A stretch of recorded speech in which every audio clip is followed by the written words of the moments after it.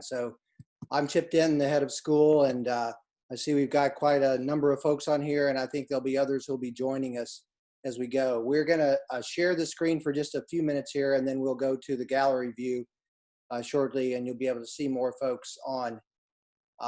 Thank you for joining us. I am so thankful for these three panelists. Angel Brown, our Director of Institutional Equity, is going to introduce them in just a minute, but we are blessed at Trinity to have such expertise in the Trinity community, parents and alumni parents and friends of the school. And so I was really thankful that they were willing to lend us their expertise. I just want to make a couple of things clear here tonight. We're asking them to help us know how we can work our plan the best we can. We're not asking them to tell us what our plan should be or should have been, or it's their job is as medical experts is to talk about the medical issues. And so we're going to let them focus on those things. So this is not a referendum on Trinity's plan. We probably are going to have a referendum on Trinity's plan. It's called the fall. We'll get plenty of that, we know. But tonight we're more interested in thinking about, this is our plan.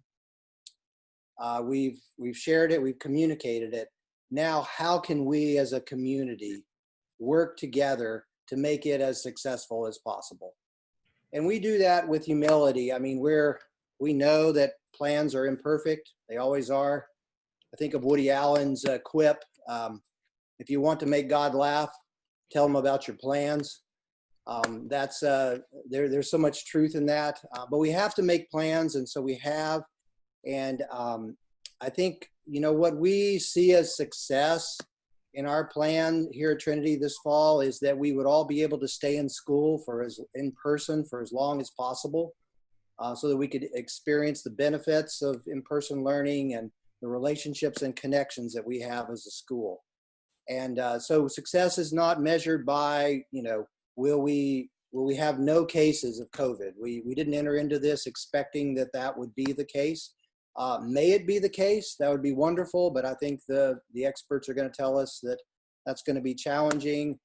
We've got a plan for managing that. I think tonight we especially want to focus on how we can keep one another safe. That's really what this is about. And so I want to thank Nathan and Libby and Kristen for being on this call. I do think that the success of Trinity's plan, and really of any school's plan to reopen, is going to be dependent on the goodwill and cooperation and interdependence of its community. I think we have to take care of one another. None of us can do this alone. And we are leaning on one another in ways that are unique through this COVID experience. And so with that, I'm going to pray for us and then turn it over to Angel Brown, who's going to be our moderator. Gracious God, thank you for bringing us back together as a school. And thank you for the skill and expertise and knowledge of the people on this panel. And we pray that you would guide them as they answer the questions that we send their way, and that their answers would help us to be successful as a school, to stay in school, to keep one another safe, and to learn together, to educate students in Christian faith and conviction, in truth, goodness, and beauty this fall. In Jesus' name, amen. So Angel Brown is our Director of Institutional Equity, and she has both a scientific background and medical connections, and she's a wonderful person to moderate this. So Angel, I'm going to turn it over to you, and thanks for doing this. Absolutely. Thank you, Chip, for welcoming us and introducing. And this evening, we're joined by physicians and a pharmacist who have worked closely with infectious diseases in training, and they bring a wealth of medical knowledge to our community. So we're just so thankful, panelists, for your time and your expertise. And really, we're just thankful that you love Trinity so much and you're willing to care for our mission with the rest of us and want to see us succeed. Without further ado, I will introduce our panelists that we have tonight. So first, we're joined by Dr. Elizabeth Libby Dodds Ashley. She is a Trinity parent of 6th grader Megan Ashley. Thank you for joining us, Libby. Next, we have Kristen Dix. She is a Trinity parent of 1st grader Everett Dix and wife of middle school history teacher Spencer Dix.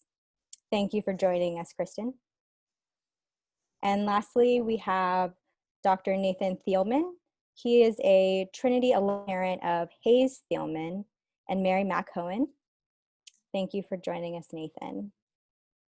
So the Trinity community understands that you all are wearing many different hats. And so that makes that all the more difficult while also making your advice to us all the more valuable. So again, we say thank you. During this time of asking our panelists questions, if you all in the community have questions that come up, please text these questions to the number here on the screen. It's 716-256-3262. This screen is going to go, so if you want to write that down to refer to it as the panel goes on, please do that now.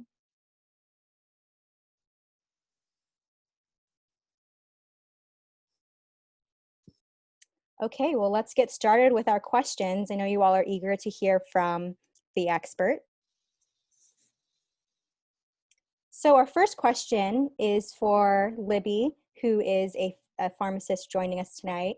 Libby, how do the safety protocols Trinity has put in place work to mitigate risk from a medical perspective? Can you explain the basic science behind masking, distancing, and hygiene? Sure. So Trinity's protocols are very much rooted in the suggestions that are the basis of our infection prevention. So the 3 W's that you've all probably heard of, the wait, wash, and wear your mask. And to go over all the evidence around these, it would probably be a full day long class, but I have picked out just a few pieces of information in this time where it's really hard to synthesize all the information that's available to us. So there's so much data coming at us. And for every example I'm going to give you, there's probably something you've heard on the news or read in the papers or even found in scientific journals that might suggest something different. But the reality is the scientific process is one that is messy. And for those of us who do epidemiology, it is something we are not used to seeing played out in the news. So you're seeing some of our mess on display. But the reality is what we do is we get some evidence and it generates new ideas. And then we spend time studying it until eventually we come to consensus. And so that is really what's behind the waiting 6 feet apart. And I've heard and seen and read lots of papers about whether 6 feet is the right number. Where that comes from is past experiences with viruses that spread in the way that we think that SARS-CoV-2 spreads. And so the evidence there says 6 feet is probably best. We used to think 3 feet, but based on the MERS and the SARS outbreaks in the recent past decade, we've realized that it's really 6 feet that we need right now. We think that's the way it's going to be. This virus behaves, has a sort of an attitude and lifestyle of its own that we're still learning.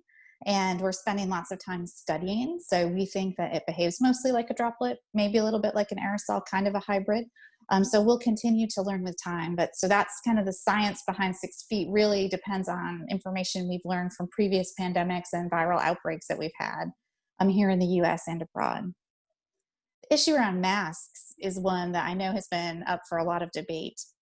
But there is no more compelling evidence that masks work than data from 2 hairdressers in Missouri that actually infected each other, probably eating together in the break room at their beauty salon, but subsequently took care of 139 clients where the clients and the hairdressers were masked, and none of those clients got a symptomatic infection.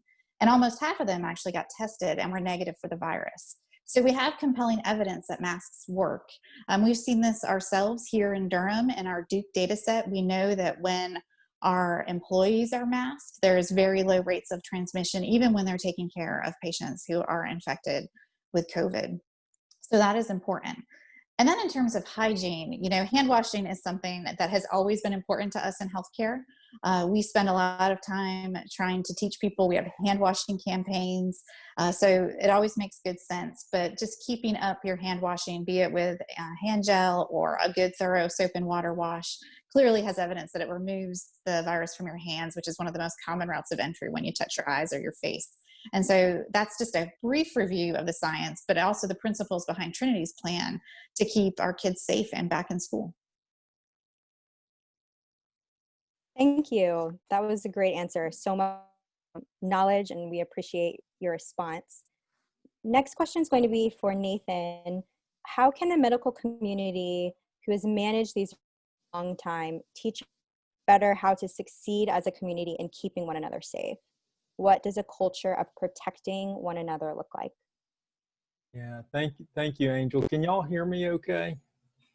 Good, okay, good. So yeah, and man, I just want to give a shout out to Libby for that response. I think she really nailed it on the data behind the 3 W's. And she also highlighted, I think, something that I'm so grateful for from our work at Duke University is just the way that we've been really well protected, and it's just where I work, so that's why I'm calling it out. I think other institutions are doing really good jobs as well, but they've taken it really seriously, and there have been very few transmissions to healthcare workers who, you know, arguably would be at the greatest risk for this. And yet we've seen very few. And so I think there's some really important lessons to be learned there. There's a very helpful article that I read in May by Atul Gawande. It's in the New Yorker. And he makes this very point that if we look at the way that the healthcare community has kind of stepped into the middle of COVID and taken care of patients and yet seen so few transmissions, there are some lessons that we can learn, and they really do revolve around what Libby just talked about. Hygiene, distancing, and masking are all parts of what we do. Also, there's screening, and you can argue a little bit about how effective screening is, because yeah, there are going to be some asymptomatic persons that slip through, and you're not going to pick them up with your temperature check and your symptom check, but you will pick up some. And I think that's another part of it that's important. And the fifth thing that Atul Gawande points out that is so important is just creating a culture of caring for one another and a culture of normalizing these behaviors. It's not a kind of finger wagging thing of like, oh man, you let your mask slip down over from your nose. But it's just, you know, it's just like, hey man, I think you might need to hike that up a little bit. And you're looking out for one another, you're trying to respect one another, and it's the best way to care for one another. So it's really creating a culture that cares for one another, because it's just hard to imagine that we're in this sort of circumstance where our behavior can impact the person next to us so dramatically.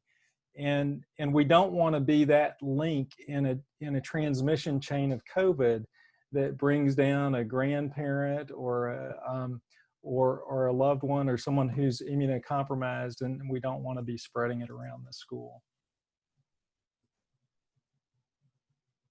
Yes, I agree. Thank you for that. I really appreciate your reference to Atul Gawande's article and just creating that culture of caring for one another. I think that kind of ties into our next question for Kristen. When we talk about caring for one another, Chip mentioned the need for understanding what success might look like, and that success may be less about numbers and more about how to just mitigate transmission. So how can we work together to make this plan that Trinity has in place possible, as successful as possible? Sure. So when I think about what is going to help make this plan successful, I kind of think of two things. So the first one is trust the process. Leadership at Trinity has thought about this for months and have gone into granular detail about all sorts of processes that is going to try to do everything they can do to help keep kids, families, and staff safe based on the information that we know right now. And additionally, Trinity is seeking expert level guidance on areas where things are unsure. So they're talking to the health department, they're talking to the Coalition of Independent Schools, and also healthcare professionals to try to get answers to questions so that they can keep things running smoothly and as safely as possible and keep Trinity safe. And then the second thing that I think about is kind of touching on what Nathan mentioned, is following the rules that have been laid out for a lot of these protocols and in the handbook. This is only going to work if everybody participates and follows the rules. So monitor your symptoms. Don't come to school if you're sick or someone is sick at home or you think you've been in close contact with someone with COVID. Respect social distancing guidelines, and then just respect the rules that have been laid out by Trinity. Thank you for that. We really appreciate just your wisdom and acknowledgement for the leadership, that they're really seeking as much counsel as possible and trying to make sure that all decisions moving forward for the institution are informed. I think Carmen Kent, you might have a related question from the audience. Yeah, we have a texted question. We're hearing that you aren't at risk unless you've been near an infected person for a period of 15 minutes or more. This is specific information, but is accurate. Can you talk about that 15-minute window of exposure, please? Libby, would you mind answering that one, since you talked Sure. at first about the safety protocols? Thank you. Yeah, so that 15-minute window is one that certainly it's even in our guidance in lots of places. I think that there are different interpretations of that. So just I do some outreach at different hospitals. Some facilities are using a 10-minute rule, some are using 15. I will say, I don't know that we know or have any strong data that's magic behind those numbers. It's just a reasonable amount of time for you to be able to share droplets with the people in your vicinity. So I think what we do know is you can certainly be together longer periods of time when everyone is masked. And it's the unmasked exposures that are the highest risk, but masking isn't universal and perfect. Something that we've been talking about a little bit on the healthcare side is the role of eye protection as well. And that is also a moving target, but that's why some people are electing to wear face shields over their masks. And we are certainly doing that in the healthcare setting now, where we're caring for positive patients. So it's a moving target. We are learning more every day about this virus. So I can't specifically say that 15 minutes is a magical amount of time, although it is a guideline several people are using. Thank you for that clarification. Next question, I would really love to hear from all the panelists on. It says, what are some of the challenges that we have off campus and after school that makes success of this plan harder? For instance, navigating play dates, sleepovers, birthday parties, family events. Kristen, would you mind starting us off with that answer? Sure. Yeah, I think this is a tough question. And I think you have to keep in mind when you're thinking about your interactions at Trinity and outside of Trinity, that when you're interacting with someone, you're not just interacting with them from a COVID standpoint, you're interacting with all of their close contacts that they've had. And sometimes that can be hard to know how risk averse or non-risk averse someone is. And so an interaction that you have with someone may seem very safe, but then if that person has not been as careful with their contacts, it can actually not be as safe as you think. So that's why you have to be just really diligent and thoughtful about the interactions that you do have outside of school and what decisions you're making. I think it's really helpful for if you're deciding to have a play date or get together and keeping that as safe as possible, that you have very intentional conversations beforehand so that it is kind of everything is clear and everyone is comfortable before proceeding. I'll say from our standpoint at the Dix household, so I have a 6-year-old and a 4-year-old, and we have been having a one-on-one play date with a family that we know is our same risk aversion level and is also practicing social distancing and being very cautious. We haven't had large group gatherings. We've been very careful about going to visit grandparents, in that we try to isolate a little bit before we go, and we wear masks when we go visit them or really anyone else that's outside of our household.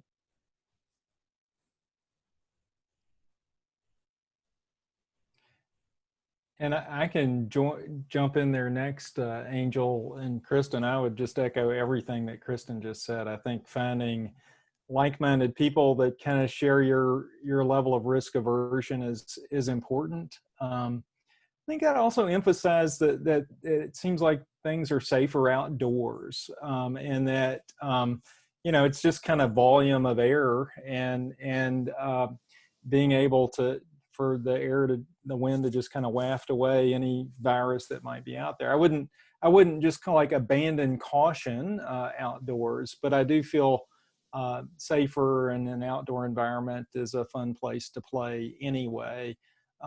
So I think that's good, but we also just have to acknowledge that it's kind of a bummer.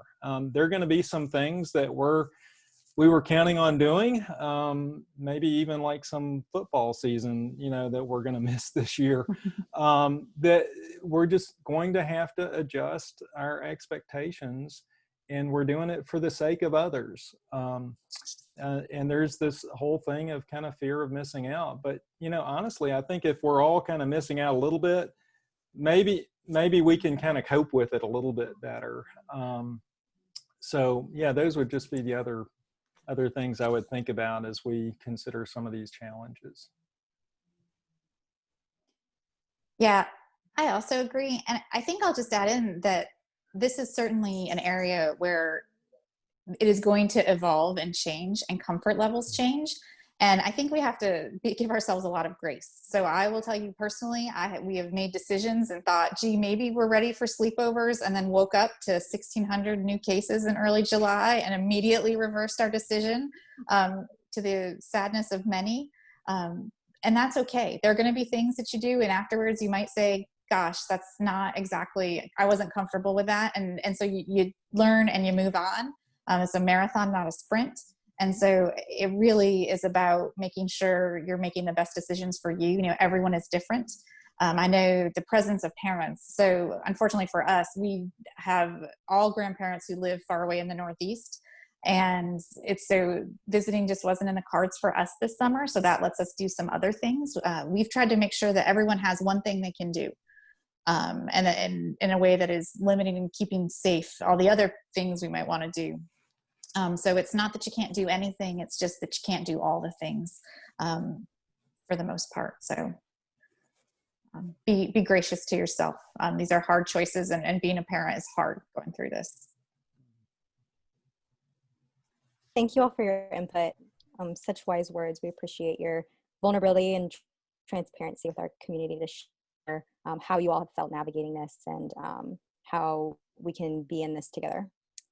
Kristen, my next question to you, why might Trinity expect to have a different story than UNC or NC State and other colleges that have opened in person but have quickly had spikes in cases and are now going remote?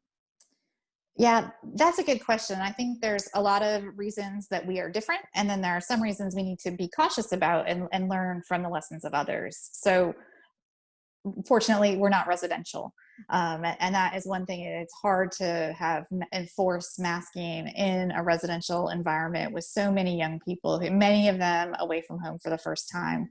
I just have to say, our hearts break for those kids. We know that they already had a tough spring, with so many lasts they didn't get to celebrate as they anticipated. And then now to have finally start this very new, exciting chapter to have to come home is difficult. And the real, I want to say that I think that these colleges did work so hard to develop good plans to bring the students on campus. And what we learned from it isn't that anyone particularly did anything wrong. It's just that, one, it is normal behavior for children and young adults to want to gather that way. And it is hard to overcome that. Two, this virus is difficult. So we look at other examples, even New Zealand eliminated it and it's surging there again. So this is much more about the virus really than plans. And so that's why we need to be respectful. I think the ways that we can be similar is that gatherings clearly are what drove this. It isn't just getting together. There aren't any known cases of transmission in classrooms at any of these universities that we're aware of yet. It really came from unmasked social gatherings. And that's something we all run the risk of.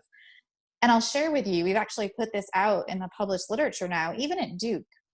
When we looked at employees who became infected with COVID between March and June of this year, it was interesting. When an employee had an exposure that was felt to be at work, and I'll be honest, for about 40% of them, they couldn't determine where the exposure happened, but when they could, healthcare workers who were infected in the workplace, it wasn't through patient care. In 70% of those cases, it was through unmasked exposures in a break room. So when we let our guard down for a little bit of socialization that's so badly needed.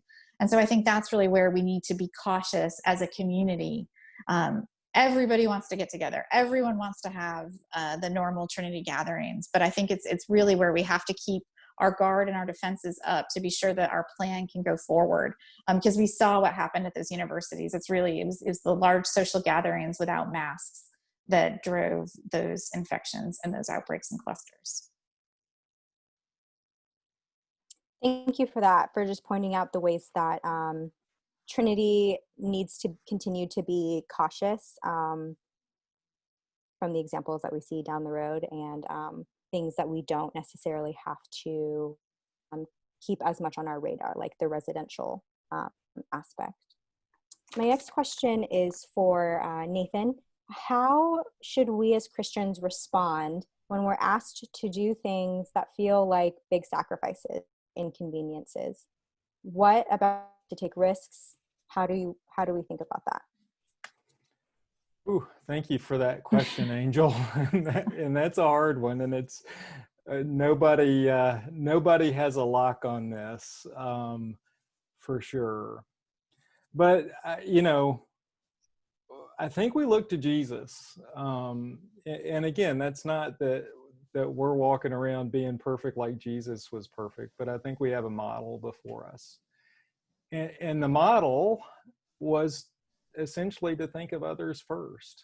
And here's what's so hard about it is like just our very normal behaviors throughout the day of walking around unmasked and coming within 6 feet of someone can actually put other people at risk. And so we have to somehow remind ourselves that in adhering to these things, in making these sacrifices, sometimes small, but sometimes really big, we're thinking about other people first. And I think it's, in some ways, it's kind of easy to do that maybe for a day or a week, but to do this for months and months and months is hard. And we need to acknowledge that. And that requires another thing of our faith, and that is to admit our dependency on the Lord and say, God, I'm really tired of this. Can you just give me strength and help me to kind of get through this?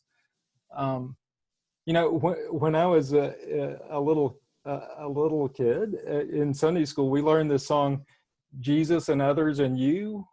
What a wonderful way to spell joy. And I really think that's kind of part of it. It's just saying, I'm going to put God first. I want to think about others second and myself third. And that's not an easy thing to do. I don't, every day I don't do that. But I think that that's what we need to try to do. And we're called to imitate Christ. We're called to love our neighbors as ourselves. So those are just a few thoughts. I don't have this perfected. Thank you. I'm wondering if you could speak a little bit more about kind of the flip side of that. So if there's a feeling that taking a risk is by, for instance, coming to campus or being amongst community, do you have any advice for the flip side of that? Yeah, I think, Callie, I think a lot of times in medicine, we think about risk and we think about uncertainty around risk a good bit. And I think when you're asked to take a risk, you first want to try to understand what the risk is. And I think trying to understand it numerically is helpful. And you can look at it in different ways. Sometimes I'll think about it as like, hey, this is a low risk, but really high impact thing that I'm considering in front of me. And so that makes me more kind of risk averse. Or at other times it's like maybe a higher risk of this happening, but the impact is so low. So trying to do a little logic exercise in your head at the time is important. So understand what the risk is, understand what your risk tolerance is, and I would then say understand what the trade-offs are. What are the potential benefits of doing this versus not? And if you're doing all that through the lens of loving God and loving your neighbor, I think you'll make the right decision. So those are some just kind of general principles that I would think about. Thank you. We appreciate that. My next question is for you, Kristen. And Nathan and Libby, feel free to weigh in on any of these questions as you feel led. But Kristen, current data on the pandemic shows an inequity in communities affected by the pandemic, especially Black and Brown communities becoming infected and dying at higher rates. How might what we are asking of our community weigh more heavily on some families than others? And what can we do about that? Yeah, so there is increasing evidence that some racial and ethnic minority groups are being disproportionately affected by COVID-19. And some of that comes down to the social determinants of health. So basically circumstances that lead to the way that you live your life. And that can be broken down into healthcare, accessibility and use, and occupation and housing and finances. And basically all of these things kind of snowball together to create a terrible setup where persons in these minority groups have a higher risk of being exposed to COVID and getting COVID, and then also are more likely to have the high risk features or high risk health conditions that put them at a high risk of having a severe outcome from COVID.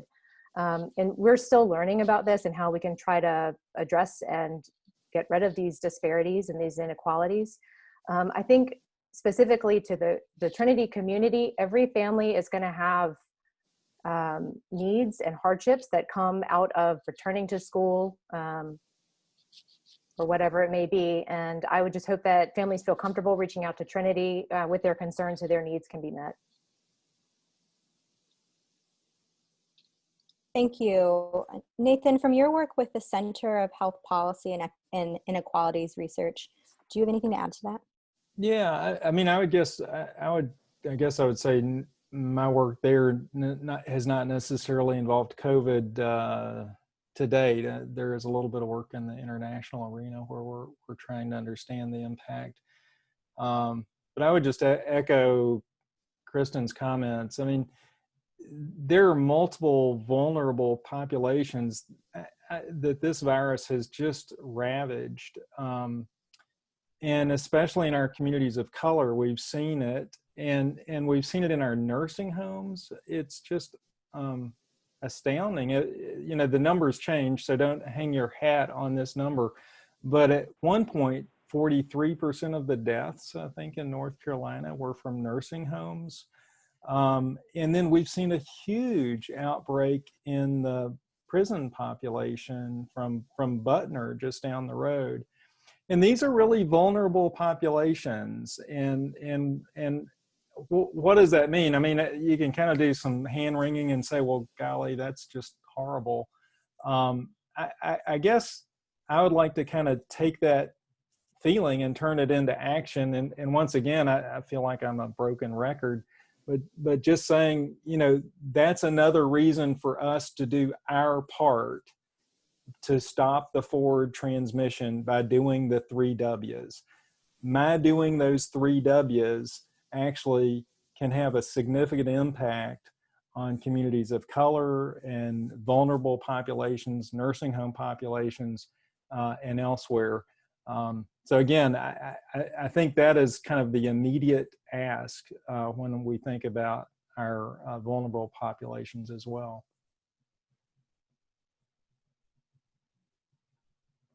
Thank you. Libby, do you have anything to add to that?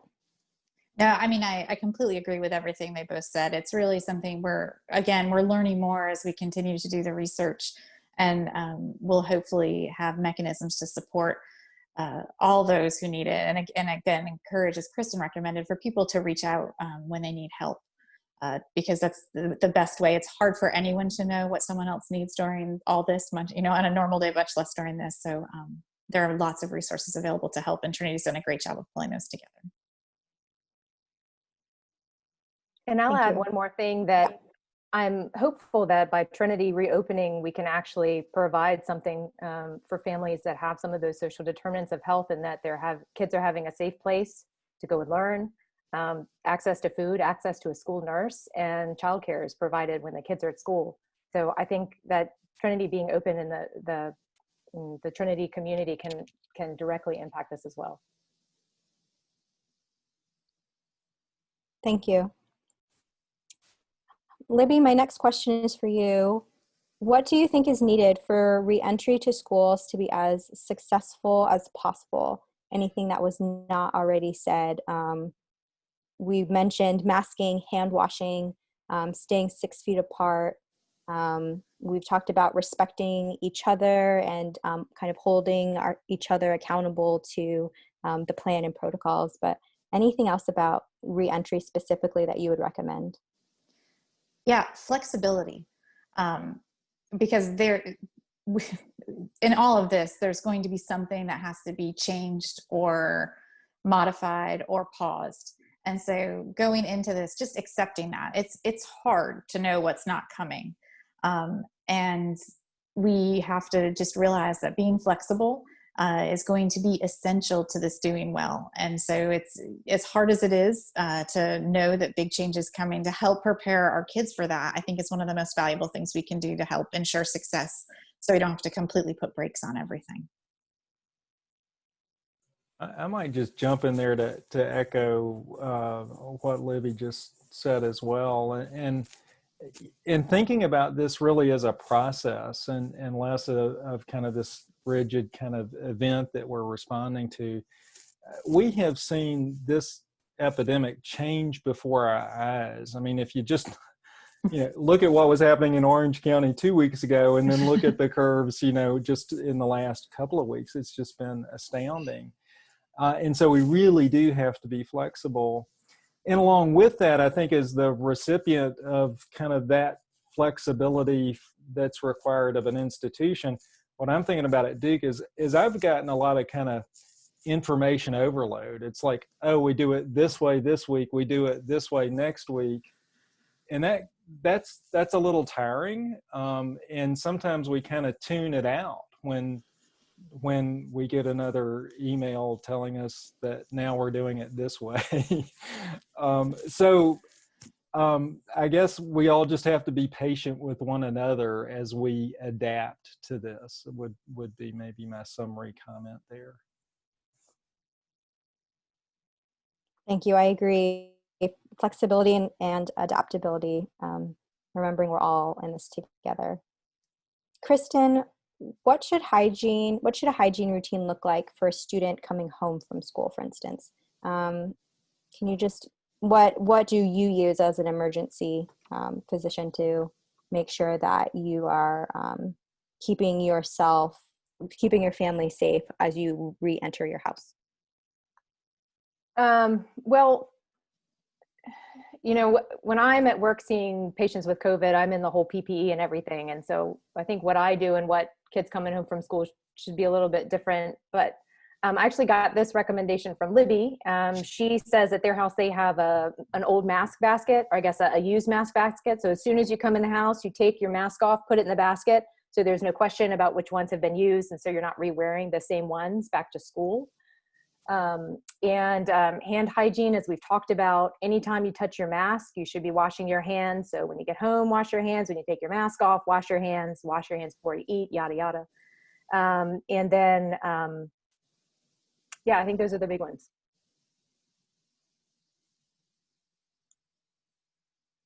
Thank you. I really like that idea of the mask basket. I think I'm actually going to implement that in our household. That's a really good point. Libby, thank you for originating that idea.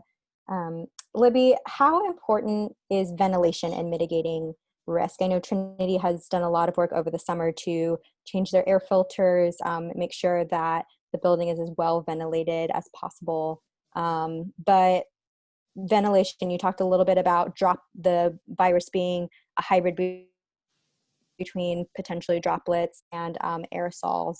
So how much more risky would it be for students to eat lunch together, masks off in a room with no windows, versus a room with a window open or outside? Yeah, I'm going to be completely honest. We don't have a great answer to this. We have some theories. We are very fortunate that right down the road at UNC Chapel Hill, we have some of the best scientists who do this work, who've helped inform some of the things that we're able to see. There are some experiences we've seen about exposure in restaurants. I will say, I can't answer the question about windows open versus no windows, but I can say that what we know about this virus is it likes to live sort of right in this area, and eating together seems to be one of the highest risk activities.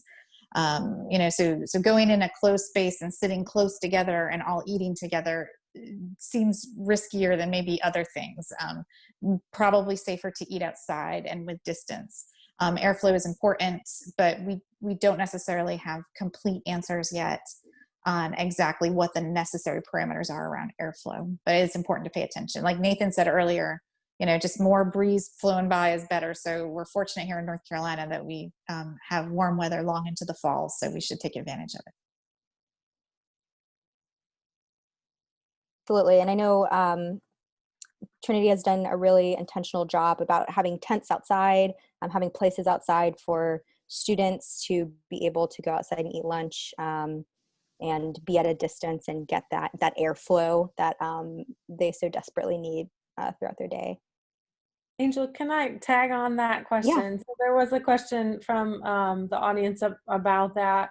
Also about opportunities where students are closer than 6 feet. They may be masked, but if they're transitioning between classes, or if there are times throughout the day that they may be closer than 6 feet, how does that risk of transmission change in those instances?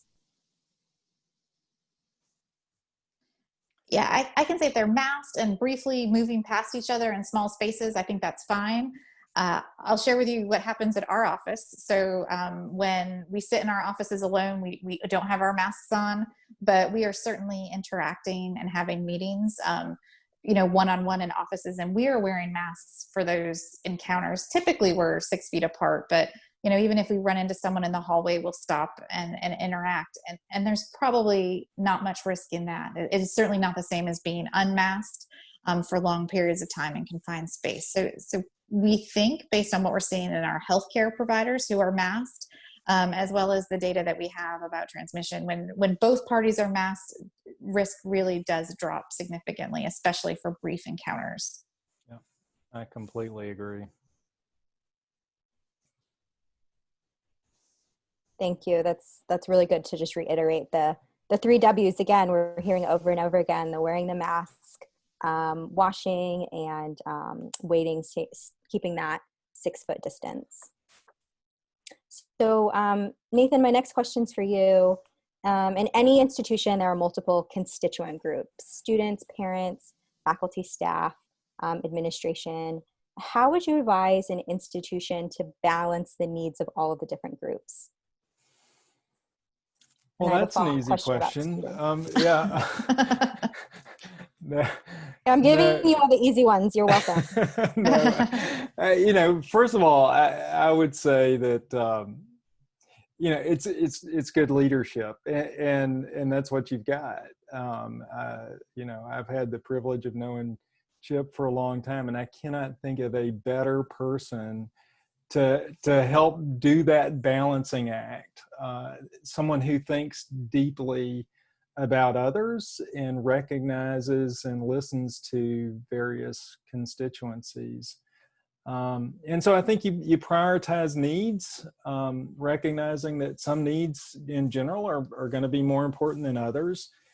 And in general, I guess I would say it's less about who the constituents are, but what their needs are, and prioritizing those needs. But I think applying that specifically in the context of a school situation, I think it requires somebody with in-depth knowledge and who listens.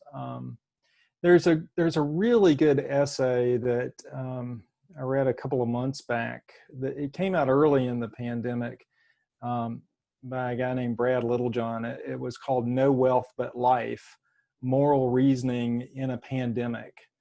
And it just kind of laid out in a really nice fashion some of the trade-offs that we've had to consider as a society as we've approached COVID, and the economic losses at what cost and that sort of thing. And so, you know, when I think about somebody who has the depth to do moral reasoning, I think about Chip, and I think Trinity School is in really good shape, and he's going to make the right decisions. And I'm not saying that, I'm not trying to like puff up Chip. I'm just saying, and I genuinely believe that. And he's listened well. He's really worked hard to help come up with this policy, and he'll do a great job. Thank you. We appreciate that. You talked a little bit about the different needs that constituent groups have. I'd love to hear from all of the panelists about just how you think students how we can be thinking whole about them, from mind, body, spirit. I know that we're all the student interactions and being open for the students. That's what our goal is. So how can we best think holistically about them during this time? Libby, would you mind starting us off? Sure. Yeah, I mean, I think part of it is listening. So there are unique, you know, we have 3 kids, each, they're different ages, obviously, but each has responded very differently to the current conditions, and it changes with time. So I think starting to listen, I think kids are very well listened to at Trinity, you know, and then continuing to listen as the situation continues to evolve. There's going to be more COVID fatigue as the fall goes on. And so just listening and responding, as Trinity is so good at, I really think is just the best thing you can do, and be willing to change when you need to.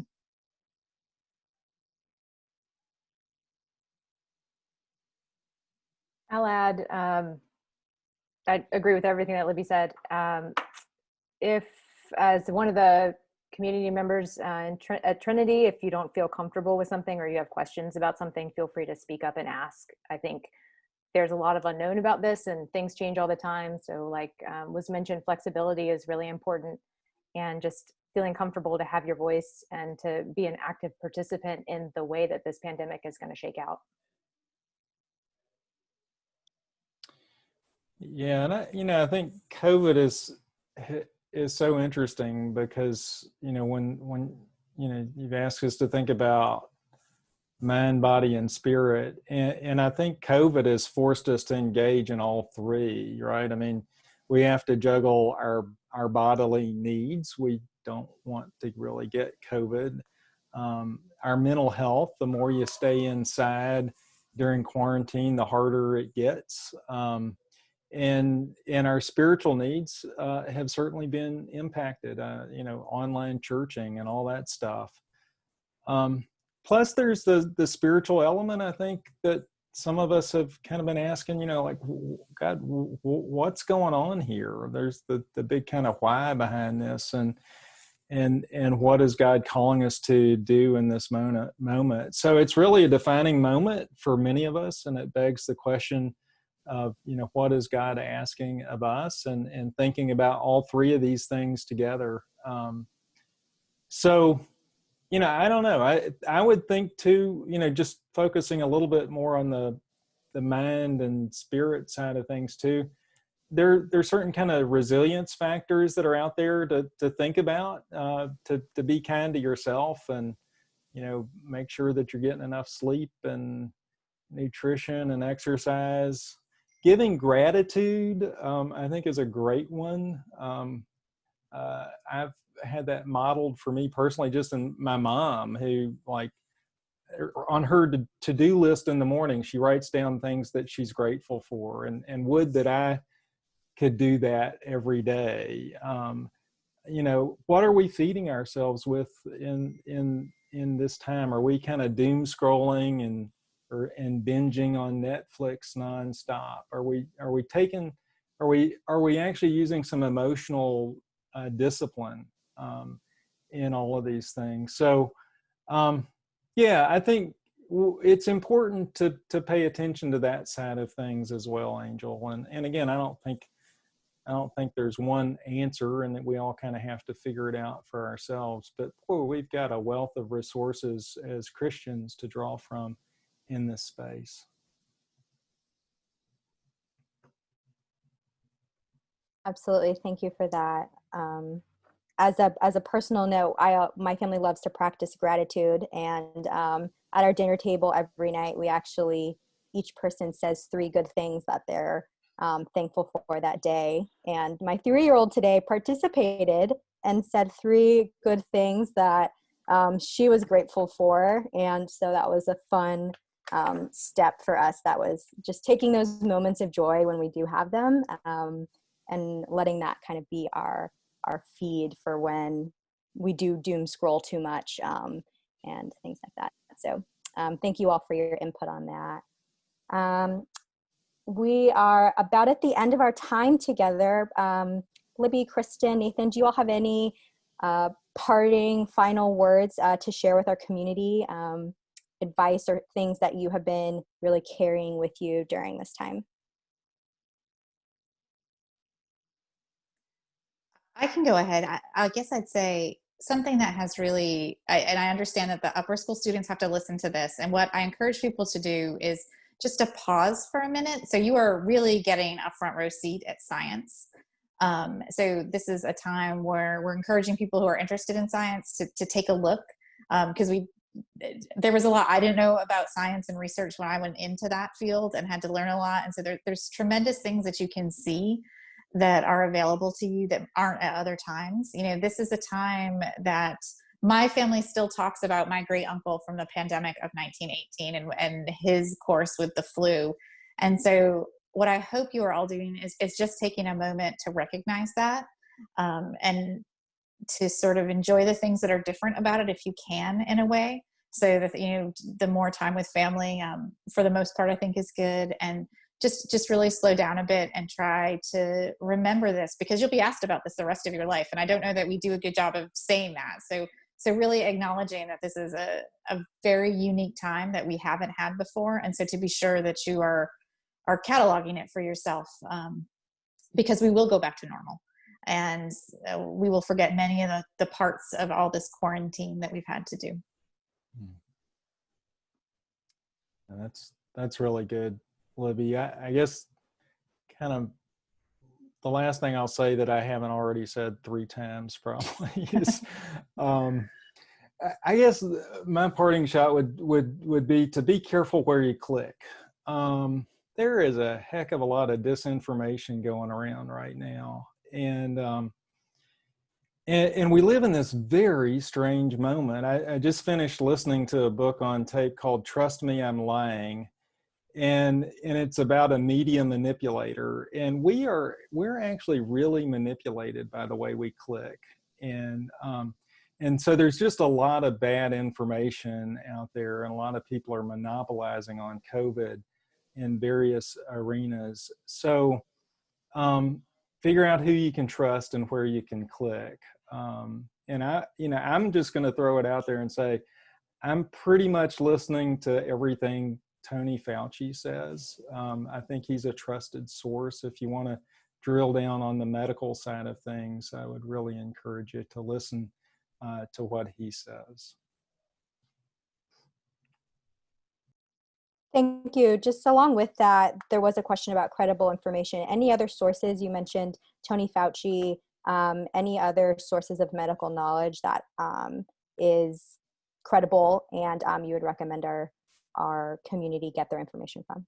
Yeah, I mean, I would go to the health department. I mean, that's their job. These are professionals who get paid to vet this information and put out recommendations. And it doesn't mean they're going to be right every time. I mean, we all have our stories where we can go back and say, well, look what they said about masks then or whatever. But as we get further into it, the data gets better, the science is better, and our level of certainty around these recommendations generally improves. And so I would go to the health department and the CDC and look at their recommendations. Thank you. Kristen, any last advice?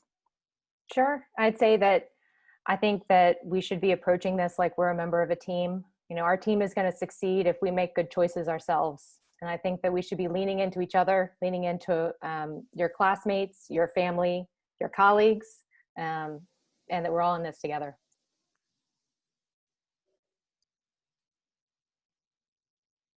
Thank you. Well, Kristen, Libby, Nathan, we appreciate the time that you've taken this evening to spend with us and to give us advice from your medical perspective.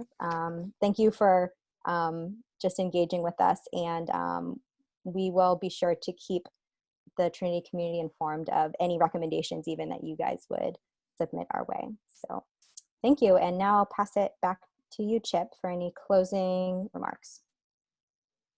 Thanks, Angel, and thank you, Kristen and Libby and Nathan. That was great and just what we were hoping for. Those of you that are on the call, if you have further questions or comments, send them our way. Don't send them to Kristen and Libby and Nathan, okay? They have day jobs. They've very generously given us their time. But send them to the Nerve Center. Judge McIntosh is on the call. He's the head of our Nerve Center, which is coordinating this, all of the decision making, and send it to me, to Jazz, to the Nerve Center. We're happy to continue to engage with you. And I thought I would just close by saying a couple of things. One is here's one thing I learned, be thankful.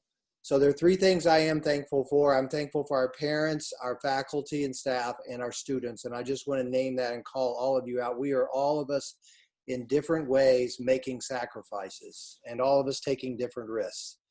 And I just appreciate what parents are doing with schedules and circling around carpool several times and putting up with our schedule that's different than you're used to, and our hybrid schedule in the upper school and all of that.